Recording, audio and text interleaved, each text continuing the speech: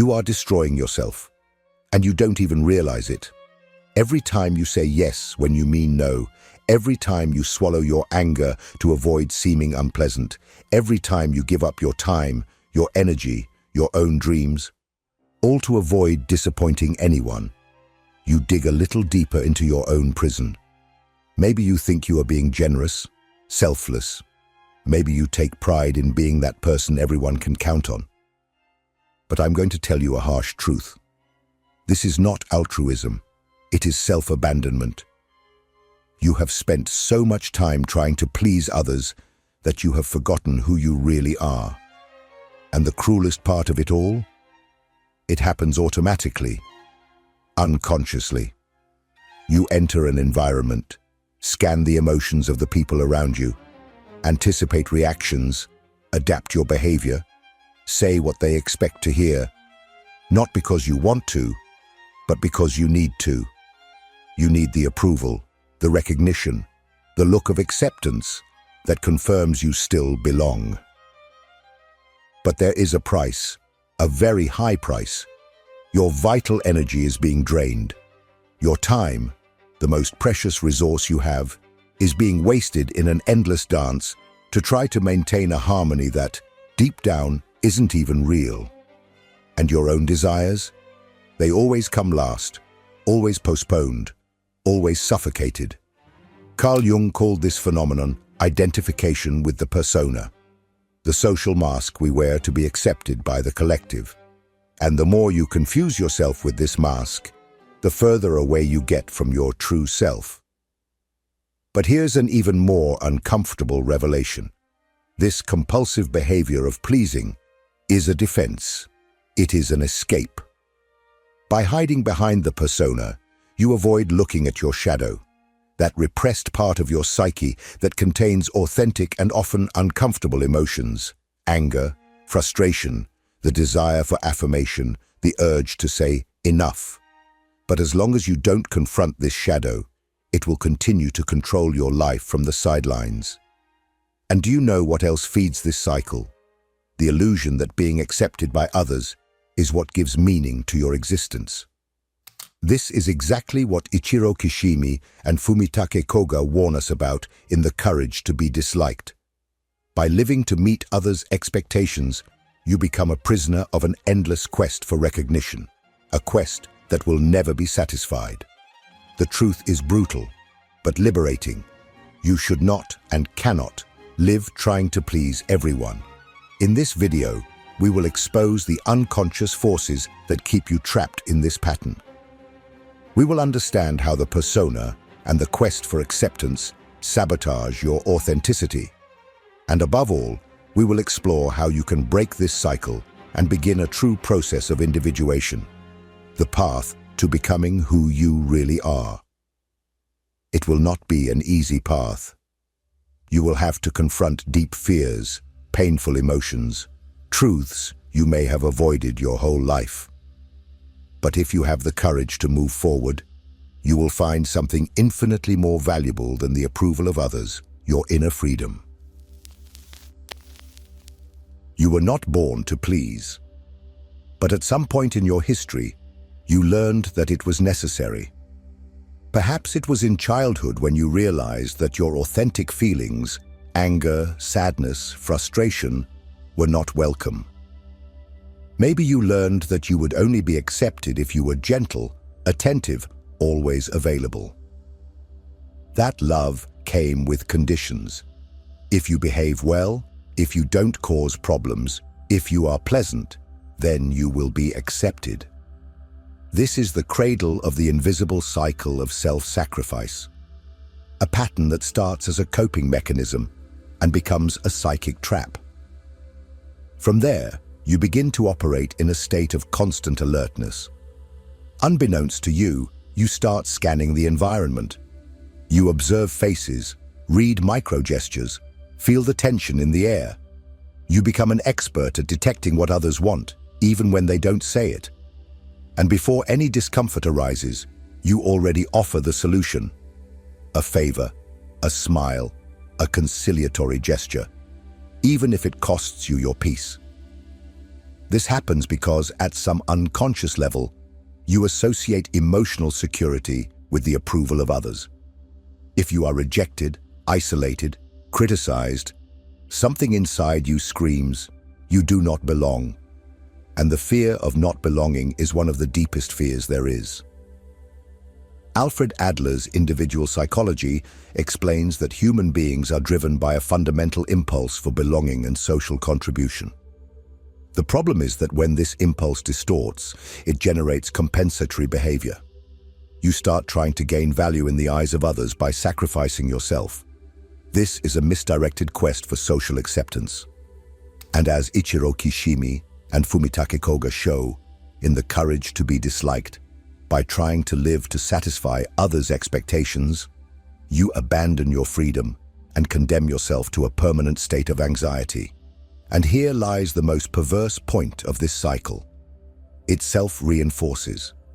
Every time you say yes when you wanted to say no, you reinforce the image that you are someone always available, always helpful, always good.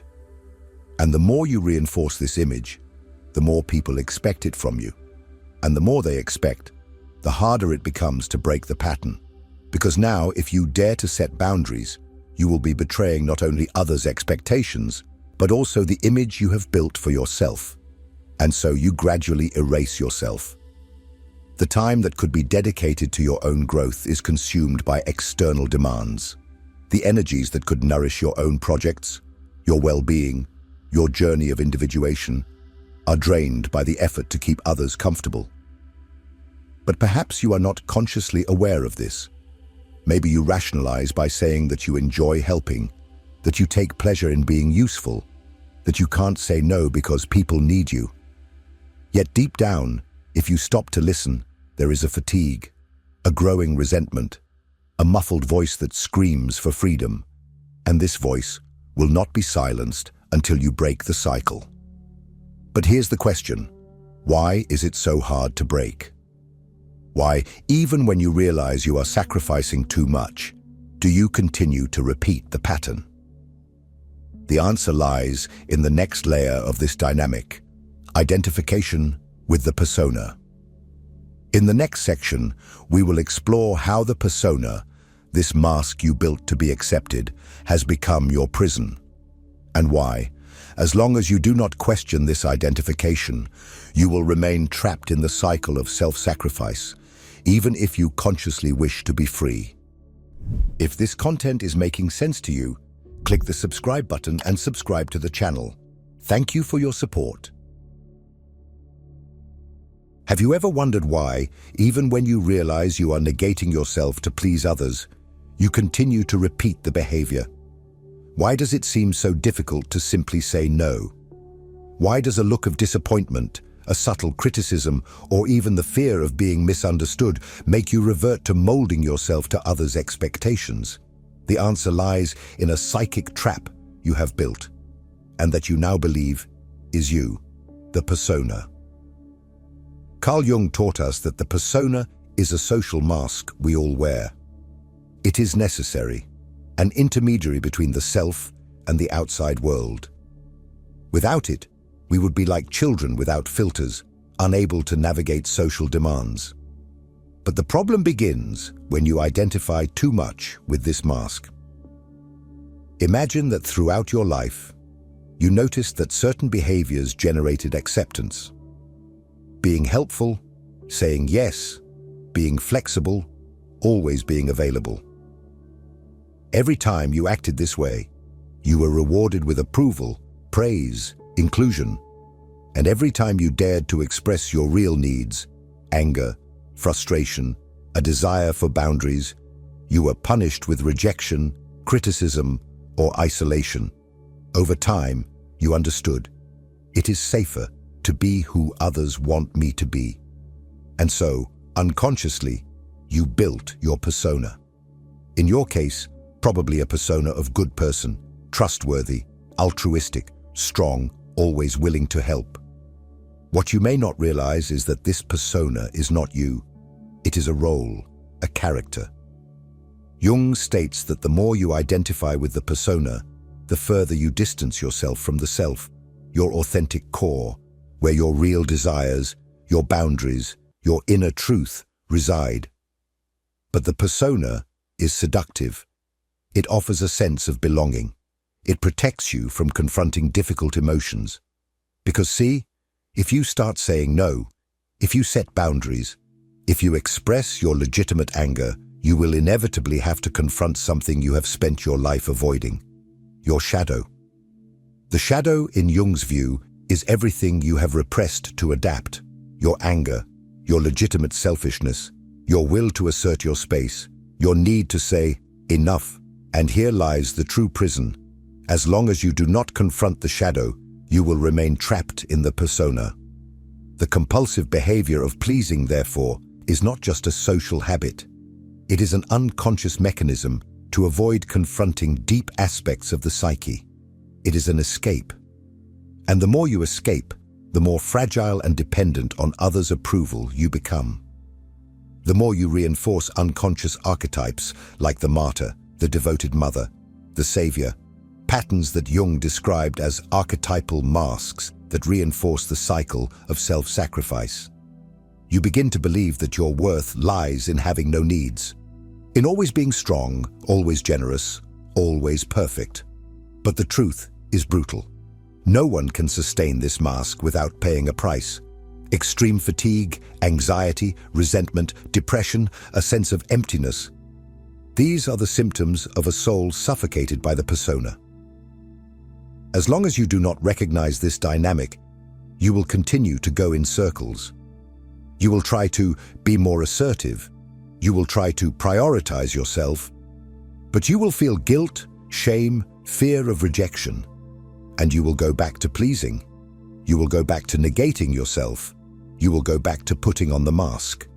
Therefore, true transformation requires going beyond the persona and facing what it hides: the shadow. In the next section, we will explore exactly that. You will discover why the fear of saying no is deeply rooted in repressed contents of your psyche, and how facing the shadow is the indispensable step to freeing yourself from the cycle of self-sacrifice.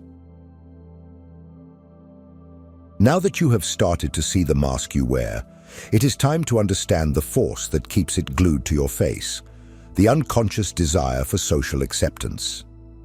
You may think that you seek to be accepted because you enjoy being in harmony with others, but the truth is much deeper and much darker. This desire is not rational, it is not conscious. It has been etched into your nervous system since the early years of your life. When you were a child, belonging meant survival. Being accepted by your family circle, by your social group, was not just desirable, it was essential. Rejection, abandonment, isolation, all of this meant danger. And even if you grew up with acceptance, it is possible that you modeled this behavior after someone else who exhibited these habits, and that programming remains active. Alfred Adler's individual psychology explains that all human beings are driven by a deep desire for belonging and to be valued by the collective. This, in itself, is not pathological. It is natural. We are social beings. The problem begins when you internalize the belief that your personal worth depends on the acceptance of others. This is a distortion that Ichiro Kishimi and Fumitake Koga masterfully detail in The Courage to be Disliked. They show that when you believe you need to meet others' expectations to be worthy of love and respect, you lose your own freedom. You start living the tasks of others, as they call it, not your own. What does this mean? It means that you begin to act, think, decide not based on what you truly want or believe, but based on what you imagine others expect from you. And here is one of the cruelest aspects of this dynamic. You will never have control over what others think. No matter how hard you try, no matter how much you attempt to predict, please avoid conflict. There will always be someone who will be disappointed, who will not approve, who will not match the image you are trying to uphold. And the more you try to control others' perceptions, the more anxious, exhausted, and empty you become. This is the trap. You live a life that is not yours. every choice you postpone out of fear of displeasing, every boundary you do not set to avoid rejection, every word you swallow to maintain the facade of harmony. All of this is vital energy that you give to others, and that could be used to build your own journey.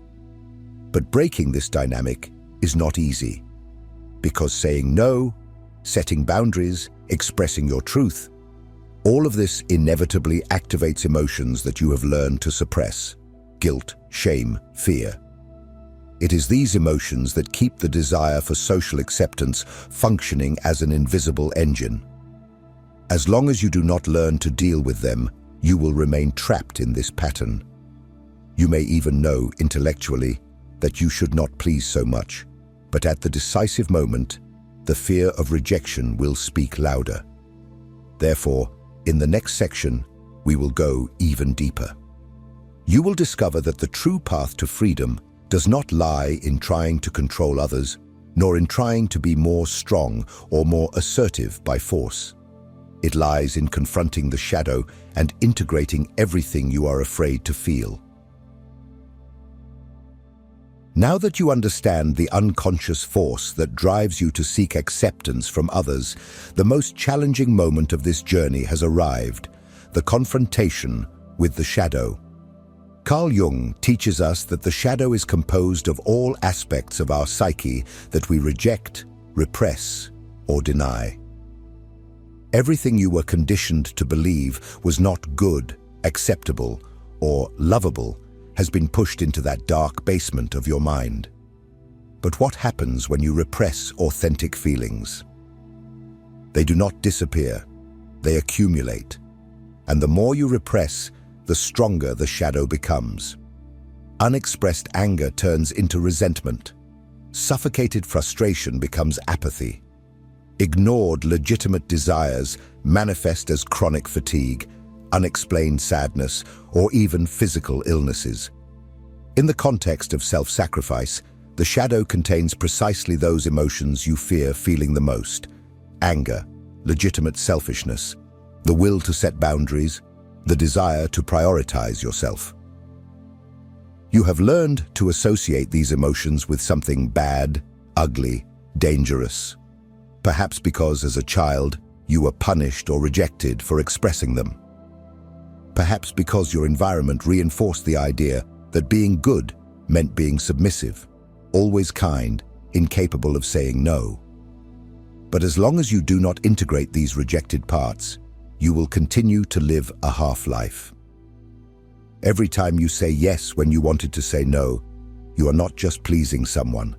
You are reinforcing the repression of your shadow. You are telling yourself, "My needs do not matter. My truth has no value." The cost of this is extremely high. You begin to distance yourself from yourself. You start to lose touch with your vital energy, your creativity, your ability to feel genuine pleasure in life. Jung describes the process of individuation as the path to integrating the shadow. This does not mean eliminating the shadow, but rather recognizing it, accepting it as a legitimate part of your psyche. Yes, you have anger. Yes, you have selfish desires. Yes, you have legitimate limits and needs. Accepting this is an act of courage, and it is precisely this confrontation that generates the emotions you fear the most: guilt, shame, fear. When you start to set boundaries, to say no, to prioritize yourself, these emotions emerge strongly. And it is at this moment that most people retreat. They go back to pleasing, back to negating themselves, all to avoid feeling this guilt, this shame, this fear of disappointing. But here is the truth. These emotions are not your enemy.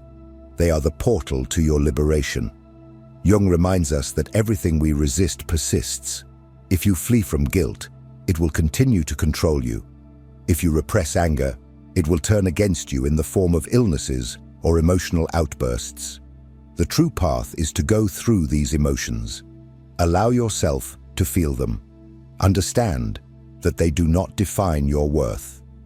When you can hold guilt, shame, and fear without surrendering to them, you begin to gain a new freedom. A freedom that does not depend on the approval of others. A freedom that arises from reconnecting with your authentic self. But to consolidate this transformation, you need practical tools.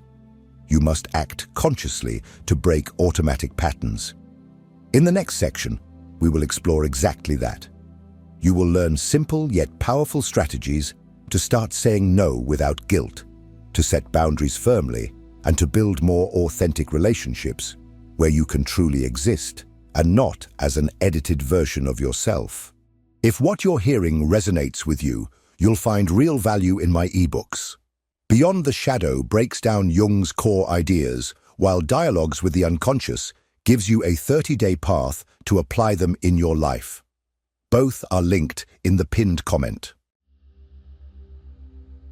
You have already understood that your pleasing behavior is fueled by an unconscious desire for acceptance, and that the persona you have built serves as a mask to avoid confronting your shadow.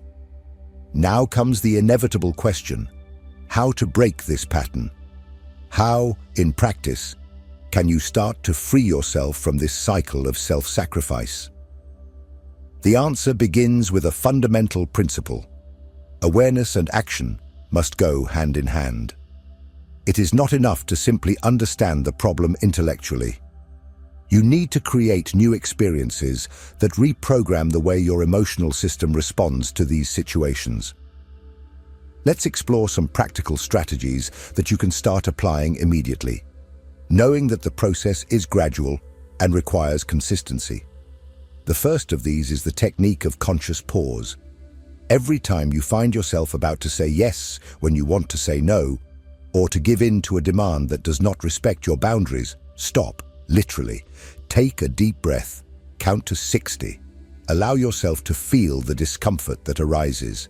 Guilt, fear of disappointing, shame. Do not run away from these emotions. Observe them. Acknowledge that they are part of the process. This simple act of pausing already interrupts the automatic cycle.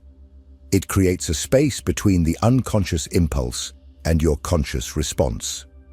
Over time, you will notice that you can sustain these emotions without yielding to them. And then you will begin to choose responses that are more aligned with your values and well-being. The second strategy is the deliberate practice of saying no. Start small. Choose low-risk situations where saying no will not have major consequences. It could be declining an invitation you do not wish to accept, not responding to a message immediately, making it clear that you are not available for a certain demand. Each time you say no and uphold that choice, even in the face of emotional discomfort, you strengthen your sense of autonomy and rebuild trust in your right to exist as an authentic being. The third strategy is the conscious re-evaluation of your relationships. Observe. Are there people around you who constantly test or invade your boundaries? Who take advantage of your pleasing pattern? If so, it is time to reduce contact with these individuals. As Adler and Kishimi show, relationships that do not respect your individuality reinforce your emotional prison. Prioritize connections based on mutual respect, transparency, and open communication. And this leads us to the fourth strategy: communicate clearly. Often the pleasing pattern persists because you have never clearly verbalized your boundaries. Practice simple and direct phrases without excessive justifications. I can't do this right now. This doesn't work for me. I need time to think. The more you express your boundaries clearly, the more you teach people to respect them. And here comes a crucial aspect. You should not expect everyone to understand or accept your new stances. Some people will benefit from your self-sacrifice and will resist your change. And that's okay. This is expected. Your commitment is not to please everyone. It is to live authentically. Finally, it is essential that you celebrate your small victories. Every time you say no, every time you prioritize your time and energy, every time you act in a way that is consistent with yourself, you are rebuilding the foundation of your inner freedom. These moments should be recognized and valued. And remember, breaking such a deep-rooted pattern is not an event, it is a process. There will be setbacks. There will be days when you find yourself automatically pleasing again. Do not blame yourself. Observe, learn, and move on. As Jung reminds us, the process of individuation is a continuous journey. Every step counts. Now that you have practical strategies to begin this transformation, there remains one last crucial point to be integrated: the deep understanding that taking care of yourself is not selfish. It is a necessary condition for building truly authentic relationships. In the next and final section, we will explore this essential dimension: how valuing your time, your energy, and your worth as an individual not only transforms your life, but also elevates the quality of your relationships.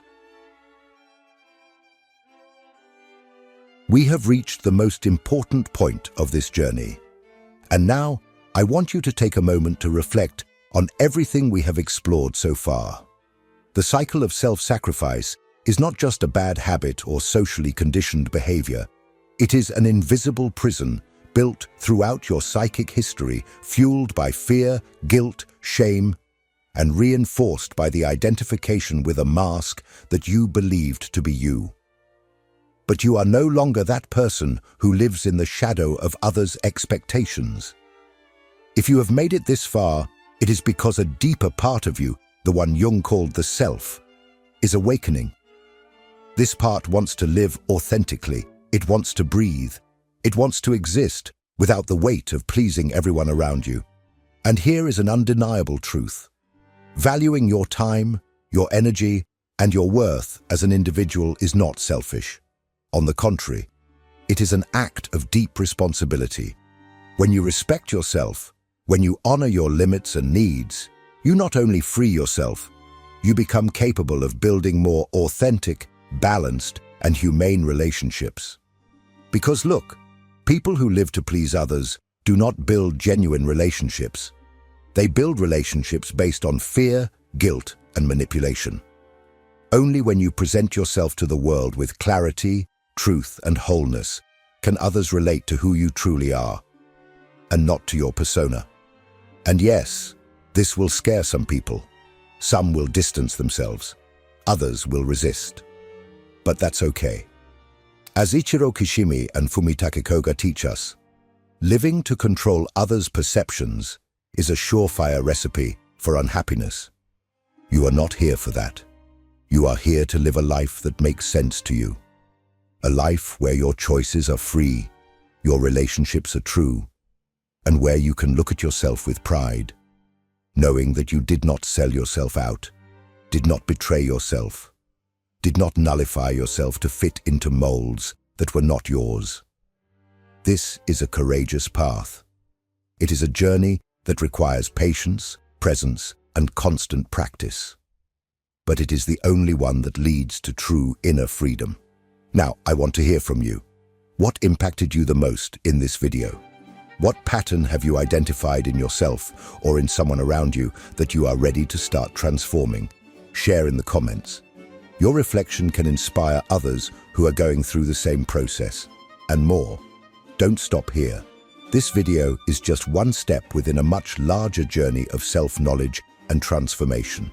The next video you will see may be crucial to deepen this understanding and consolidate this internal process. I will be with you as we continue this journey together. See you there.